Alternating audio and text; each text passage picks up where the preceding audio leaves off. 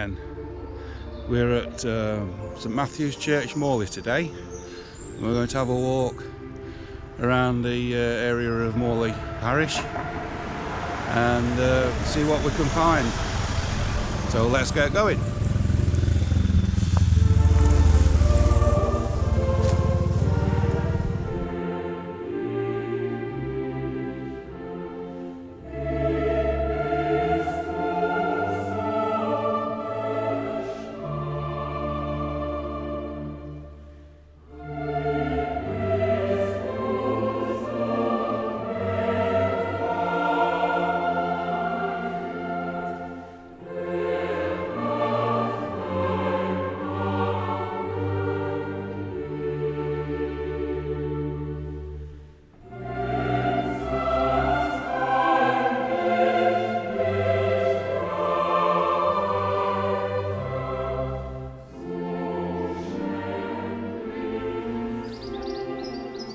Just outside the church is the Bateman Mausoleum, which is a separate little enclosure, and therein lies one of the Bateman families. I forget which one it is, but we did go in there some time ago. They do open it up once a month under normal circumstances, but it's not being opened at the moment for obvious reasons.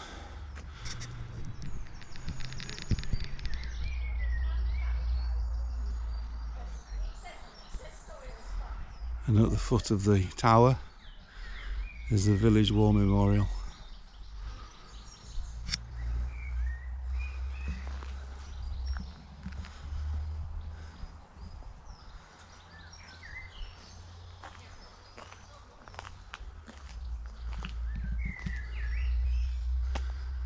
Commemorates the men of both wars from the village.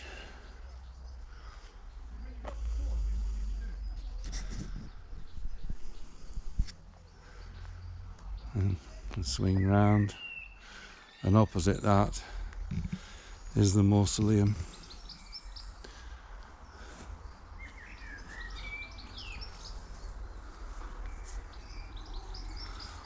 And the stone wall here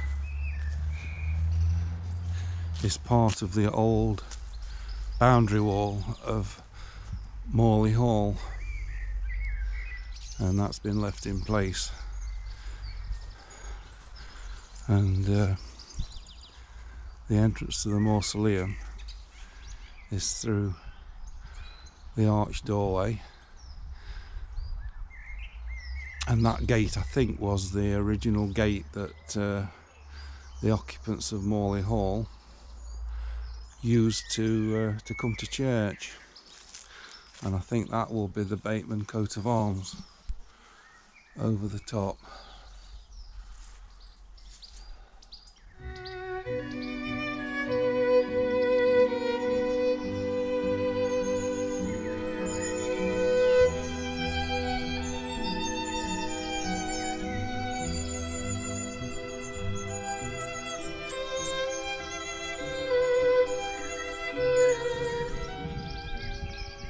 I'll resist the temptation to start looking at gravestones,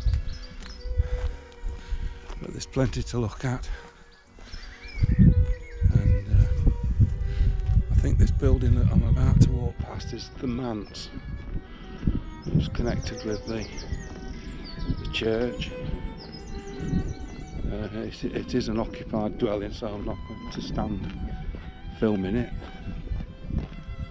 But at this top corner there's a footpath which takes us out into the open fields.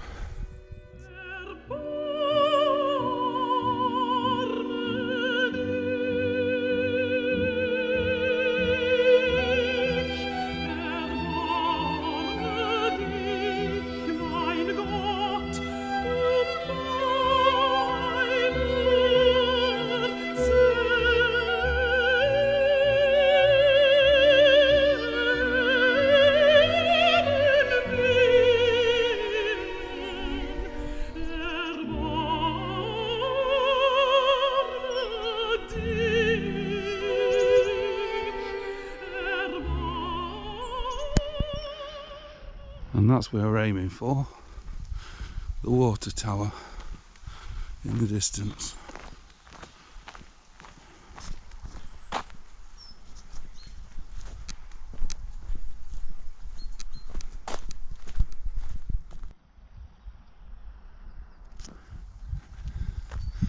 It's a lovely open landscape up here.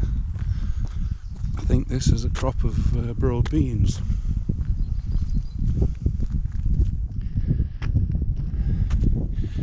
It reminds me very much of France when we went visiting the battlefields.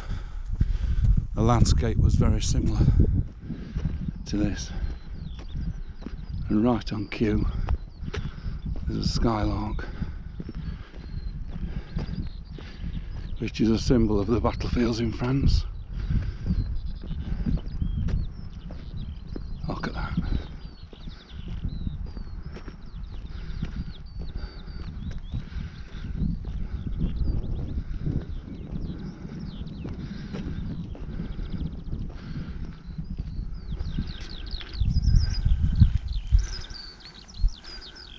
This is right this side.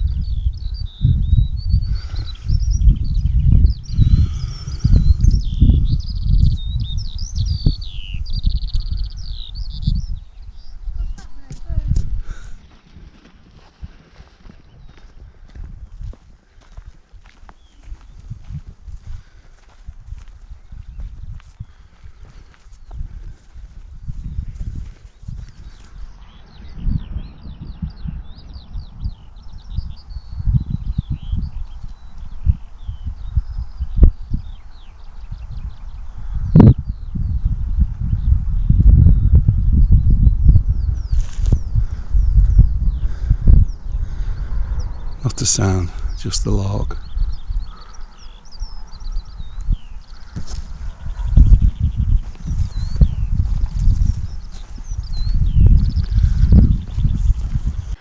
Now, for some reason, the movie clips I recorded at the tower have gone missing. Fortunately, I have some still photographs that I took on a previous visit, so these will be used to illustrate this interesting building. The tower was built in 1890 to supply water to Morley Manor and 2 nearby farms, one of which is now the Morley Hayes Hotel, Restaurant and Golf Complex. It's a prominent landmark seen from the A608 Derby to Heanor Road and occupies a commanding position with all-round views, particularly towards Stanley Common and Ilkeston to the east. And as far as I can ascertain, it's not a listed building. And over in the dip there you can see Morley Hayes. That's the pavilion, I think, the building we can see. I think they've started playing golf again, so I think this path takes us, just cuts the corner off the golf course, just in case you're in any doubt as to which way you should be going. The farmers erected a sign, but this footpath, I think, takes us onto the edge of Morley Hayes golf course, and we're heading towards the main A608 road, which we're going to cross when we get there.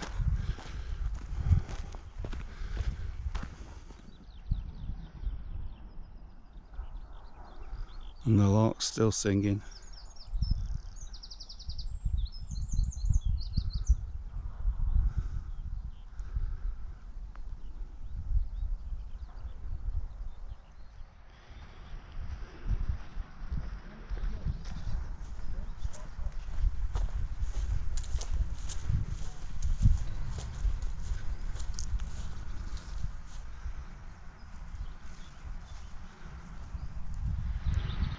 I'm pleased to say that we've managed to keep to the footpath, which was fairly well marked with little posts and yellow tops, so we've not managed to stray off and get ourselves into trouble. So we're joining the drive now to Morley Hayes.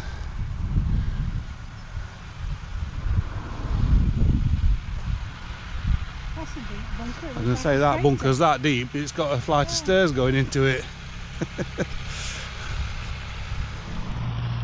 So after the peace and tranquility of the water tower, we're next to the main road now. We're going to go left.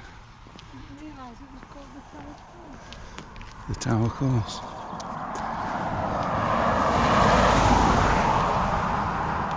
So this is the main Derby to Heanor Road, A608, and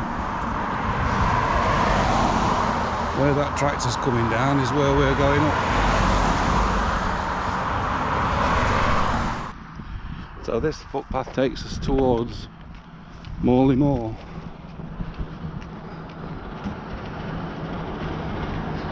And I'm hoping we might see where the Roman road comes across, because this will cut across the Roman road at some point.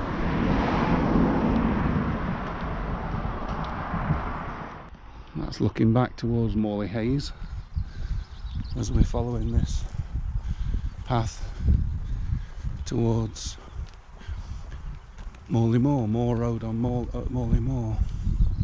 So somewhere we will encounter the line of the Roman road, but I'm not sure where, because I've not been up here before.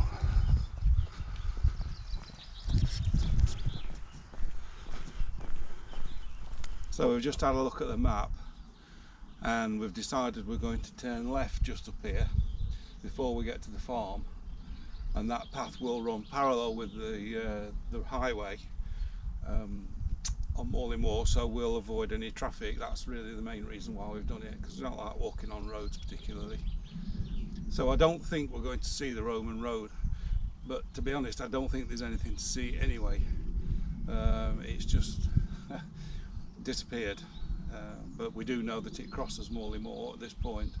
We might pick it up again near Almshouses Lane, which is where we're heading for, which is quite close to Bredsall Priory.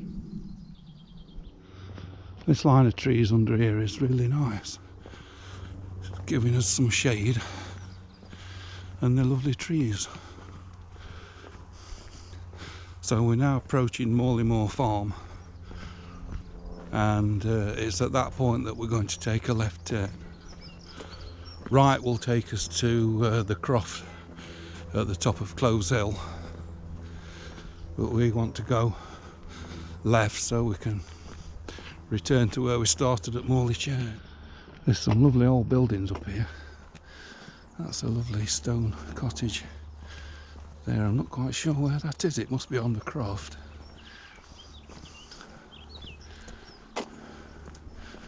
And there's another one there, and then the farm. I'm not going to film the farmhouse close up, because I don't like filming properties that people are living in, especially if they can see me. But you may be able to just see it at that distance. But this is, I think, where we turn left.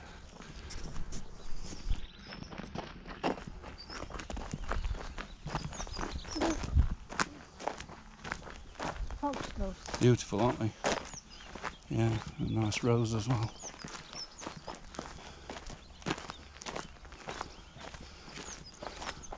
I wonder if that's Roman. I don't think so. No, it might have come off Horsley Castle. It might have come off Horsley Castle, that is true.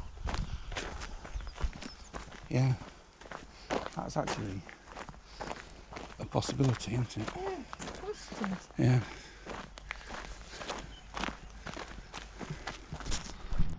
We're now looking back towards Morley Moor Farm, and this field is obviously cut grass off it, silage, recently.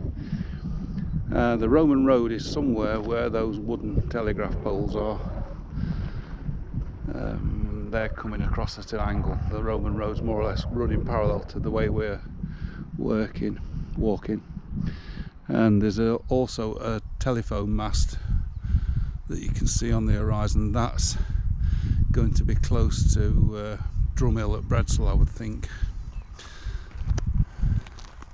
The pylons, the metal pylons, are the ones that go across close to Horsley Castle. But we're coming up here towards Brickkiln Lane at Morley, and I think the footpath more or less goes straight across the road here, so we won't see much of the road.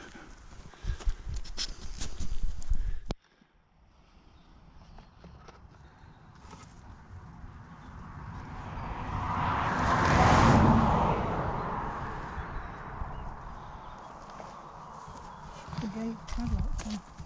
Yeah. So we're on Brickham Lane now. So called because behind these trees there was a brick works, and there's ponds where the clay was extracted.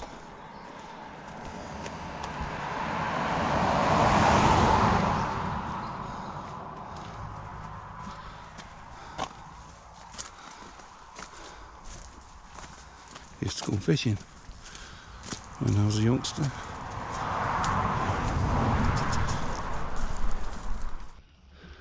Not sure whether you can make that out, but there's some water there. That'll be one of the clay pits that's filled with water. I think this area now is a nature reserve.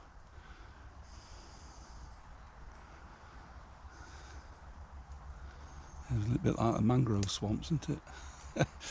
Yeah, it extends quite a bit, and that's in a period when we've not had a lot of rain.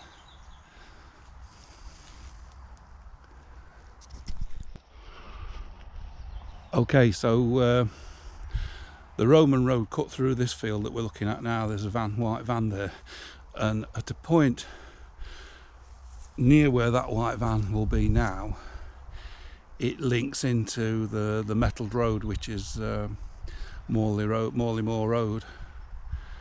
And at that point, near the where Almshouses Lane comes out, the Roman road took a bend and went on towards Derby. That road now is part of the metalled road that you drive over as you're going towards Bredsall village.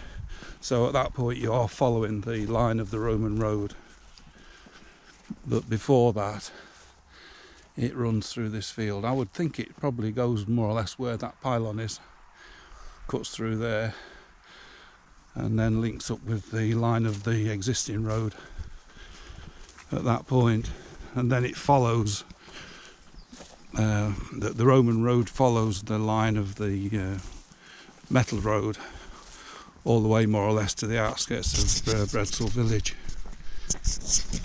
The Roman road I keep referring to, we've seen in the previous video, it's Ricknell Street, and it ran from York all the way to I think Exeter, but it intersected on Derby, and it came into Derby at Little Chester, which is probably better known as Chester Green. It was just to the north of Chester Green, and the streets around there they've all got Roman connections, the names of,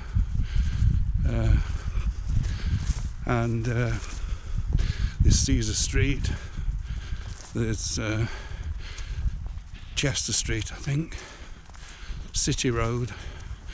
They're all and there was a lot of archaeological work done. In fact, over the centuries there's been a lot of archaeological work done near Little Chester, and they found the external wall of the Roman fort there, or the Roman city, I suppose you'd call it. I don't think it was a fort in a military sense, and that's still visible. Some of that is still visible, and they found skeletons and all sorts there. But Ricknell Street, coming back to Ricknell Street, when it gets beyond Bredsall, it turned and went across what is now Darley playing fields, ran across there, and then it connected with Little Chester just at the bottom of Darley playing fields. So at some point I might do a little video of Little Chester, but I still feel not completely comfortable with driving to get to places at the moment. That might ease in the next few weeks, so we'll see how we go with that. But there's enough to see in the immediate locality, to be honest. So quite happy to do Woodhouse and Morley and Smalley and the surrounding area. We're now approaching Almshouses Lane at Morley, named obviously after the almshouses, which were erected courtesy of the Sir Cheverell family of Morley. They were lords of the manor at Morley for a period, and they gifted, I think there's 6 almshouses for the poor people of Morley and Smalley, because Smalley was part of the manor of Morley at that time, and I think they still use the old charter, which says that it's to be equally divided between the poor of Smalley and the poor of Morley, and I think there's 3 from Smalley and 3 from Morley that qualify to live in the almshouses. So here we are at the top end of Almshouses Lane. We can't see the almshouses from here because they're near the junction with the main road, and I'm not going down there, it's too hot. I'm lazy. We've still got some mileage to do yet. We're just taking 5 minutes breather, and then we're going to go that way where I'll show you something else that's of historical interest. We're just having a minute on the bench before we set off. Could have done with a drink, but we haven't brought one.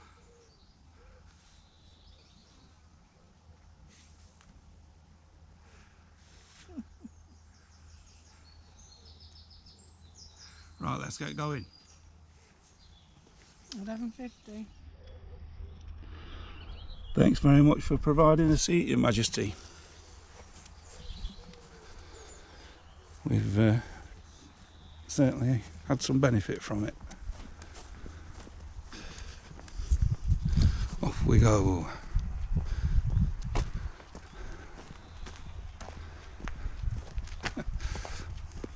Reminds me again of walking in France.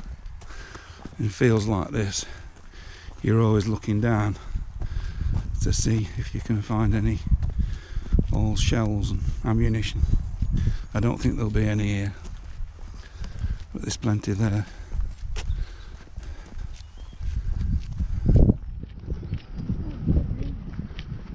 Yeah, a bit of a breeze, which is lovely, because it's certainly warming up.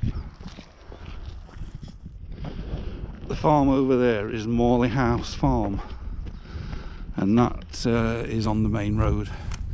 We're on the west side of the main road, so we're not actually going through the farm with this footpath, but this route is the ancient portway which ran from Sandyacre, I think it was, and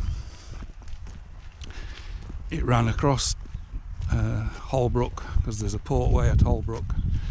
It went over the Chevin at Milford, and I think it went to Alderwasley and that way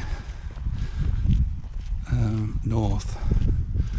So this is also an ancient route, as well as the Roman road crossing nearby. We've got the portway, and in a minute we'll be in a little glade which will be nice out of the sun. So this is the ancient portway.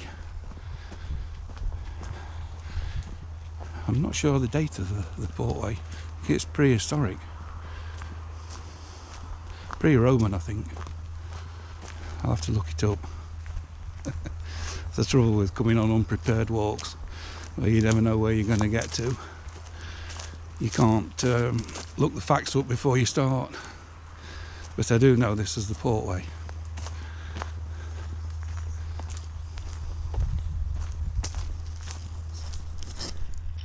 I think this is Badger's Holt, halfway along. That's fresh, definitely fresh. Yeah, all that in there, you can't see it for the bright. We have a badger.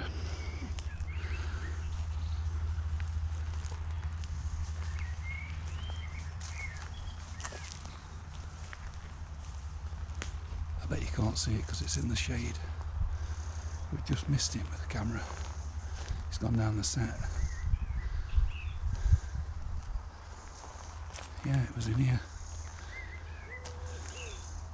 It was here, sitting. Yeah, they disturbed it.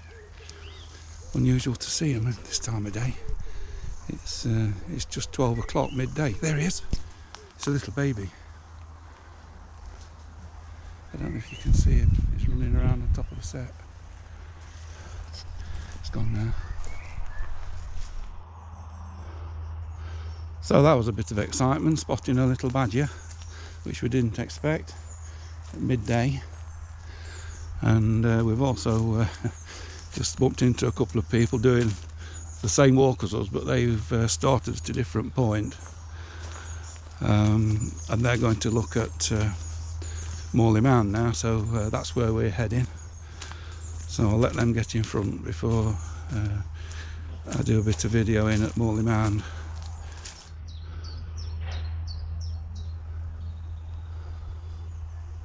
So that's the portway, and we're leaving that behind now as we head towards the mound and out into the open.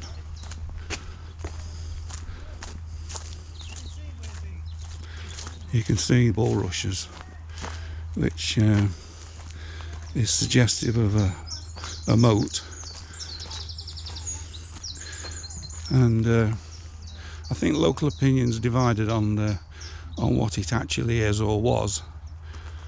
It is suggestive of a motte and bailey, which is obviously a Norman concept, and it could well be, but my theory goes further back than the Norman period.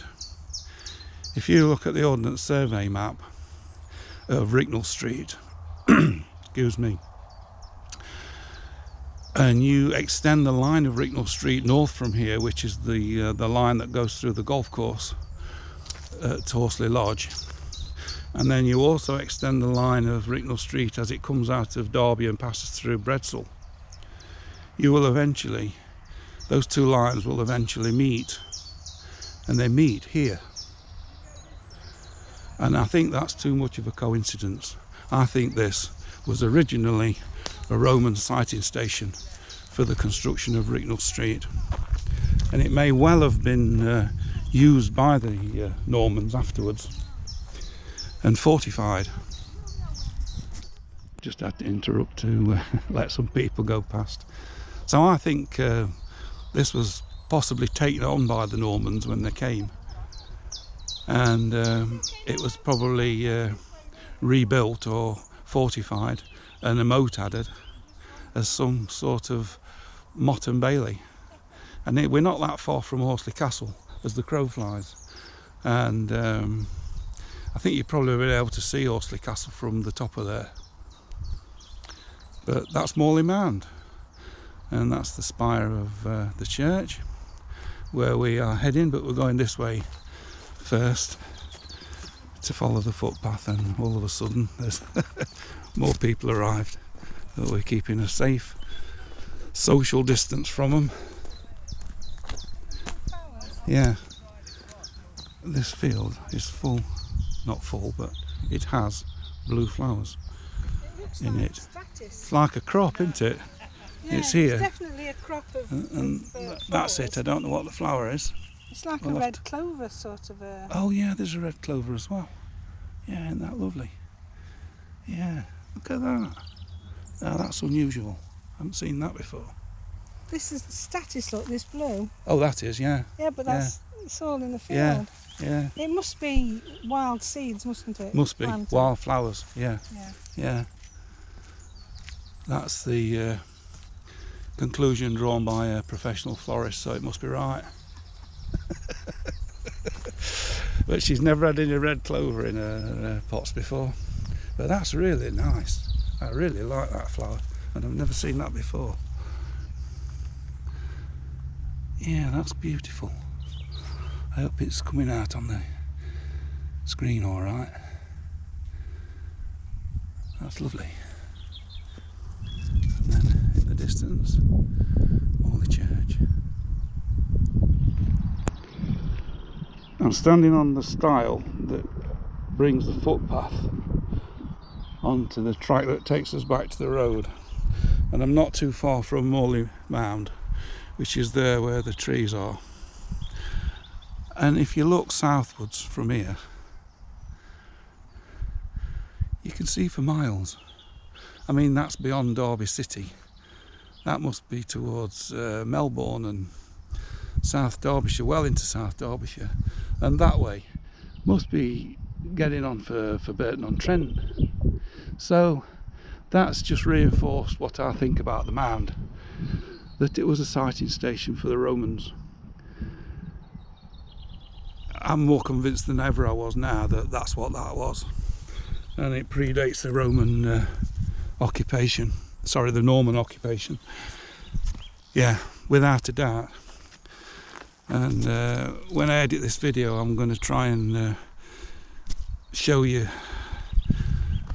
behind the theory behind my conclusion that that was a Roman sighting station, by using the Ordnance Survey map and projecting the two lines of the road. And you'll see that they cross exactly on top of Morley Mound. And that's the field again, the blue flowers. It's absolutely beautiful. Absolutely beautiful. And harking back to the Flanders battlefield analogy, there's some red poppies among them.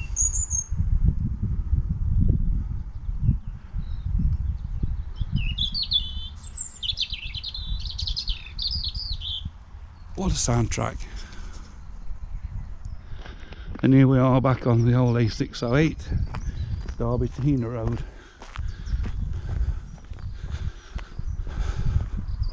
Fortunately not much traffic.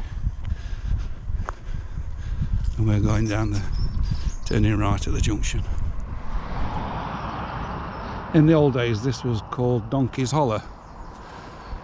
I don't quite know how it got its name, but it was always Donkey's Hollow. And in the, I think probably the 1970s, the road was improved and this junction was improved. But there used to be an old cottage that stood where that stone wall that's being built at the moment was. And the road was ever so narrow, and it was quite awkward to negotiate. I mean, these days it had to be no good at all for the levels of modern traffic. But that's Donkey's Hollow, and that's where we are. There's a bend at the bottom of this road to the right that takes you towards Spondon and Chaddesden. And there's also a junction on the bend, so if you actually go straight on rather than turning right following the road, it's called Stanley Lane, and it's an old track that goes to Stanley, and I think that's probably the Portway as well. It is a metalled road so far because there's some houses down there, but eventually it just fades into a track and eventually a footpath, and it will take you to Stanley Village, and that's quite a nice walk at some point, but it's not really circular. The best thing to do is park a car at each end, and that's a lot of trouble, particularly when we're not supposed to be travelling unnecessarily.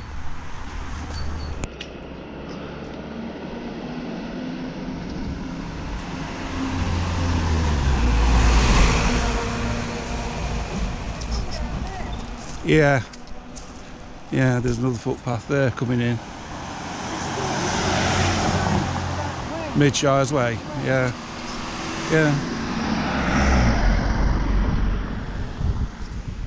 So here we are back at base, back where we started. We'll have a look at the Buttercross while we're here. The final few steps into the church, and that's Morley Retreat up there behind the rhododendrons. It's a beautiful location, but this is what I wanted to just have a look at before we went to the car. It's the old Buttercross, which is very, very ancient. I'll see if I can find some information out about it. Yeah, I think that's not its original position, because Buttercross was used as a meeting point, wasn't it, in the Middle Ages, for like a market. It was probably just down here on the road before the road became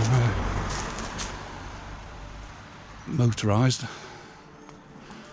But that's the Buttercross at Morley, which is now in the grounds of the church. So that's the end of another walk, 2 miles. Just nice. It was fairly flat, no hills. We've looked at a few interesting features. Hopefully you found them interesting. If you like the video, give it a thumbs up. Subscribe to the channel. If you press the bell icon, YouTube will let you know next time there's another video. So I'll say cheerio, and as ever, stay safe.